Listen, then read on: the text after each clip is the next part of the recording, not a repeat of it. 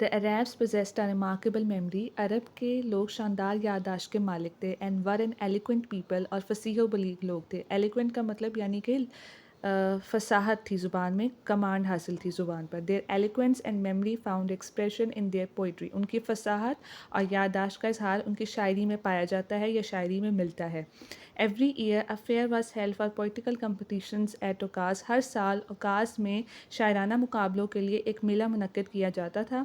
It is narrated بیان کیا جاتا ہے that Hammad said to Caliph ولید بن یزید کہ حماد خلیفہ ولید بن یزید سے کہتے ہیں I can recite to you میں تمہارے لیے پڑھ سکتا ہوں for each letter of the alphabet حروف تہجی کے ہر حرف سے شروع ہونے والی 100 long poems 100 لمبی نظمیں without taking into account short pieces چھوٹی نظموں کو شامل کیے بغیر and all of that was composed exclusively by poets before the promulgation of Islam اور یہ سب کے سب اسلام کی تبلیغ سے پہلے کے شاعروں کی یعنی شعراء کی ہوں گی. ایکسکلوسیولی خصوصی طور پہ یہ سب اسلام کی تبلیغ سے پہلے کی شعراء کی لکھی ہوئی ہیں. And it is no wonder that Allah chose the Arabic language for his final dispensation and preservation of his word. اور اس میں کوئی شک نہیں کہ اللہ تعالیٰ نے اپنی آخری کلام کی تقسیم کے لیے اور تحفظ کے لیے عربی زبان کو منتخب کیا. preservation کا مطلب ہوتا ہے تحفظ. preservation means تحفظ اور dispensation مطلب تقسیم. In the 5th and 6th centuries, mankind stood on the verge of chaos. 5ویں اور 6ویں صدی میں انسانیت تباہی کے کنارے پر کھڑی تھی یا بدنظمی کے کنارے پر کھڑی تھی یعنی کہ کوئی ڈسپلن نہیں تھا.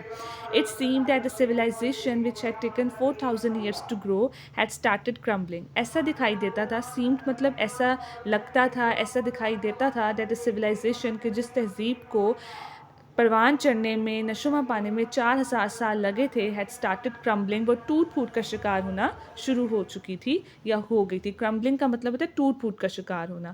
At this point in time اس وقت میں اللہ Almighty raised a Rasul among themselves to lift humanity from ignorance into the light of faith. اس وقت میں اللہ تعالیٰ نے انہی کے درمیان میں سے ایک نبی جو ہے وہ نازل فرمایا ٹو لفٹ دا ہیومینٹی انسانیت کو جہالت سے ایمان کی روشنی میں لانے کے لیے اللہ تعالیٰ نے انہی کے درمیان میں سے ایک رسول مابعوث فرمائے. اوکے جی, نیکسٹ ہمارا پیراگراف ہے when حضرت محمد صلی اللہ علیہ وآلہ وسلم was 38 years of age. جب آپ صلی اللہ علیہ وسلم 38 سال کے تھے یا جب آپ صلی اللہ علیہ وسلم کی عمر مبارک 38 سال ہوئی, he spent most of his time in solitude and meditation. آپ اپنا زیادہ تر وقت تنہائی اور مراقبے میں گزارتے تھے. solitude means تنہائی and meditation means عبادت, مراقبہ یعنی کہ اکیلے بیٹھنا, عبادت میں سرو کرنا time. In the cave of Hira, غار ہیرا میں he used to retire with food and water. آپ خوراک اور پانی کے ساتھ چلے جاتے and spend days and weeks in remembrance of Allah اور اللہ تعالیٰ کی یاد میں دن اور ہفتے گزارتے.